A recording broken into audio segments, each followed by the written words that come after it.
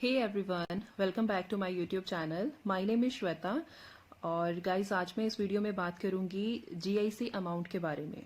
GIC amount क्या होता है, जीआईसी अमाउंट को आप कैसे डिपॉजिट करवा सकते हो, कौन कौन से बैंक्स होते हैं जिसके थ्रू आप अपनी जीआईसी अमाउंट को पे करते हो, होती कितनी है जीआईसी अमाउंट और ये मैंडेटरी कंपलसरी क्यों मानी जाती है और ये रिफंड होती है या नहीं होती है। ये वीडियोस में आज मैं पॉइंट कवर करने वाली हूँ गाइस।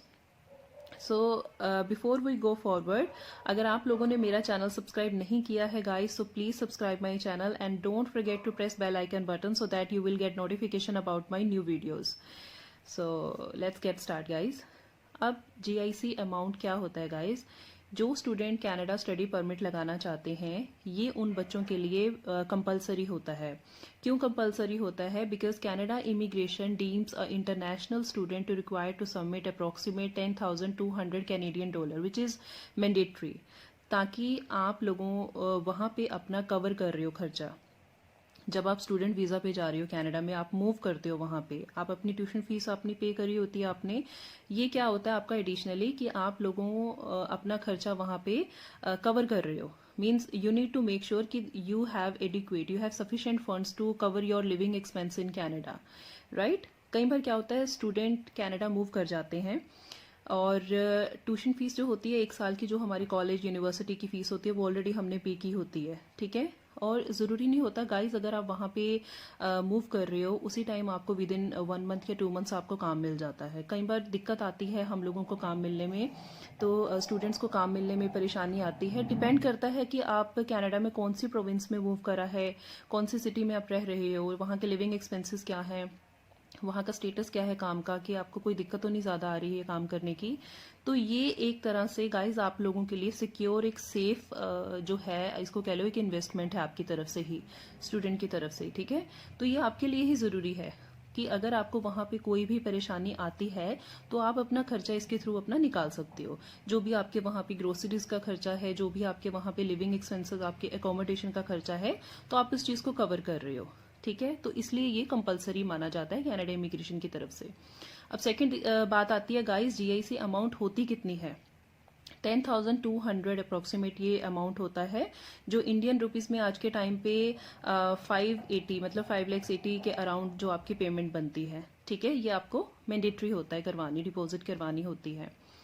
अब जो गाइज ये जीआईसी अमाउंट होती है वो आप कैसे करवा सकते हो? इसके 2 वेज होते हैं गाइस। एक होता है आईसीआईसी बैंक के आप थ्रू आप अपनी जीआईसी पेमेंट पे कर सकते हो। एक होता है स्कोशिया बैंक के थ्रू आप अपनी पेमेंट जो है वो सेंड कर सकते हो। अगर ये that's totally up to you कि आपने किस बैंक के थ्रू अपना जो है अकाउंट ओपन करवाना है।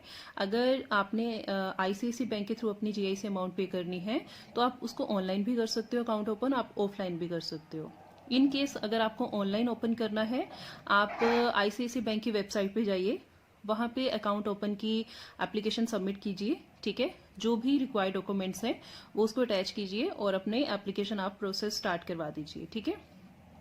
अगर आपने ऑफलाइन आईसीआईसी बैंक का अकाउंट ओपन करवाना है तो गाइज आप ये कर सकते हो, जहां भी आप इंडिया में रह रहे हो, जो भी आपके घर के नियरेस्ट जो भी ब्रांच है आईसीआईसी बैंक की, वहां पे आप विजिट करो और वहां पे आप अपना अकाउंट एप्लीकेशन फॉर्म की रिक्वेस्ट दीजिए और उनको बोलिए कि अपनी जीआईसी अमाउंट पे करनी है। तो जो भी रिक्वायर्ड जो उसको डॉक्यूमेंट्स की चेकलिस्ट वो आपको देंगे, वो आप सबमिट कराइए और जल्दी से अपना अकाउंट ओपन करवा सकते हो। इस तरह से आप आईसीआईसी बैंक के थ्रू अपनी जीआईसी अमाउंट पे कर सकते हो। सेकंड थिंग क्या होती है गाइस, इन केस अगर आपको लगता है कि आपने आईसीआईसी बैंक के थ्रू नहीं अमाउंट अपनी पे करनी है, तो you can go with Scotia bank. अब उसमें सिर्फ वो ऑनलाइन ही प्रोसीजर होता है, ऑफलाइन उसका नहीं होता प्रोसीजर गाइस। आपको ऑनलाइन ही एप्लीकेशन सबमिट करवानी होती है। अगर आप चाहते हो कि आपको नहीं अवेयर हो आपकी स्कोशिया बैंक का अकाउंट आपने कैसे ओपन कराना है, तो आप मुझे इनबॉक्स में मैसेज कीजिए सो दैट मैं इसके ऊपर एक और वीडियो बना सकूं और आप लोगों की हेल्प कर सकूं कि आपने स्कोशिया बैंक में अकाउंट ओपन कैसे करवाना है। जब आप एक स्कोशिया बैंक में ऑनलाइन अकाउंट की एप्लीकेशन देते हो गाइस, ठीक है, अपनी सबमिट करवा देते हो आप अपना एप्लीकेशन फॉर्म ऑनलाइन, तो स्कोशिया बैंक की तरफ से वो लोग क्या करते हैं, they will send you email. जो Scotia bank secure email services होती हैं वहां से आपको मेल आती है गाइस, ठीक है। विद इन फ्यू मिनट्स, जैसे ही आप अपनी एप्लीकेशन सेंड करते हो। तो जैसे ही वो आपको मेल सेंड करेंगे, आपको उसको वेरीफाई करना है, आपको उसको एक्सेस करना है।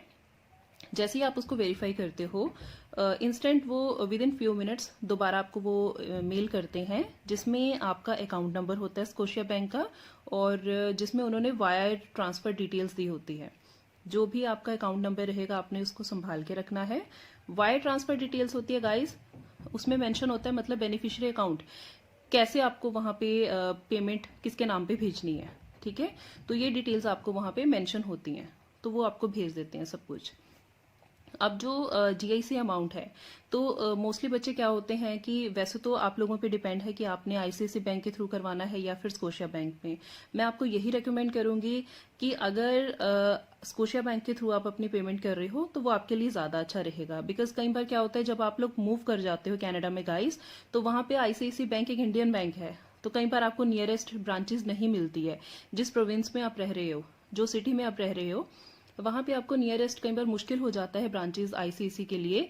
और स्कोशिया बैंक एक कनाडा का ही बैंक है, तो आप लोगों को ज्यादा प्रॉब्लम नहीं आएंगी। तो इट्स बेटर कि आप अगर स्कोशिया बैंक के थ्रू अपनी एप्लीकेशन करवा रहे हो, अपनी पेमेंट करवा रहे हो, तो आपके लिए वो ज्यादा अच्छा रहेगा। अब इसमें क्या होता है गाइज, जब आप अपनी जीआईसी अमाउंट पे कर देते हो, ठीक है, जैसे आपको अकाउंट नंबर मिल गया आपका, आपकी वायर ट्रांसफर डिटेल्स आपके पास आ गई हैं, तो आप अपनी जीआईसी अमाउंट पे करते हो, ठीक है। जब आपने अपनी जीआईसी अमाउंट पे कर दी है, उसके बाद क्या होता है, जैसे ही आपका स्टडी परमिट आता है, आप कनाडा में मूव कर जाते हो, ठीक है, you have to make an appointment with Scotiabank, जहां पे आप मूव कर रहे हो, जो कनाडा की प्रोविंस में आप रह रहे हो, ठीक है, जहां पे आपने मूव किया है, आपने वहां जाके अपना बैंक के जहां पे आपने जीआईसी अमाउंट पे की है उसके साथ आपने अपॉइंटमेंट बुक करानी है। आपने नियरेस्ट स्कोशिया बैंक विजिट करना है, वहां जाके आपने रिक्वेस्ट वहाँ स्कोशिया बैंक में जाके आपने रिक्वेस्ट सबमिट करवानी है, और आपने अपना जो अकाउंट है वो एक्टिव कराना है वहाँ पे जाके। जैसे गाइस आप लोगों का अकाउंट एक्टिव हो जाएगा, तो इनिशियली जो आपको पेमेंट वहाँ पे मिलती है, तो वो आपको 2000 कैनेडियन डॉलर वो आपको इनिशियली पेमेंट जो आपको है वो दे देते हैं, ताकि कई बार होता है कि जो आपका स्टार्टिंग का वहाँ पे जो एक्सपेंसेस है रहने के, वो आप कवर कर सको उस पेमेंट से, ठीक है। जैसे आपकी स्टडी स्टार्ट हो जाती है, आपको लिमिट होती है काम करने की 20 आवर्स पर वीक, ठीक है, उसके बाद एक मंथली भी जीआईसी अमाउंट में से आपकी एक लिमिट होती है, वो होती है गाइस 667 कैनेडियन डॉलर, जो आपको हर मंथ वो मिलते ही मिलते हैं, ठीक है। तो आप इस तरीके से आप अपनी जो वहाँ पे एक्सपेंसेस, आपका एकोमोडेशन है, आपकी ग्रोसरीज का खर्चा है, आपके जो अदर एक्सपेंसेस है, तो आप इस मतलब पेमेंट जो आपकी अमाउंट है ये आप इसे वो कवर कर सकते हो। ये इसीलिए स्टूडेंट्स के लिए मैंडेटरी होता है, जीआईसी अमाउंट होती है जो, इसीलिए ये इसको कंपलसरी बोला गया है।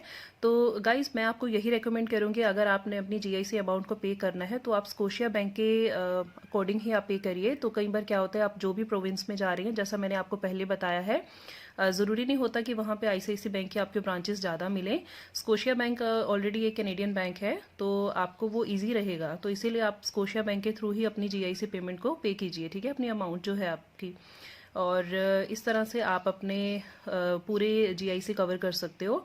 So this was all from my side guys. अगर आपको लगता है आपको कोई इन्फॉर्मेशन की रिक्वायर है, और so if you guys have any query, any question, so you can send me an email ID मैंने अपनी डिस्क्रिप्शन बॉक्स में मेंशन की है, या आप ये कर सकते हो कि अगर आपको कोई क्वेश्चन पूछना है तो आप मुझे कमेंट बॉक्स में आप मैसेज कर सकते हो guys. So I will be very happy to help you. So this is all about for today, and thank you so much guys, thank you for watching this video.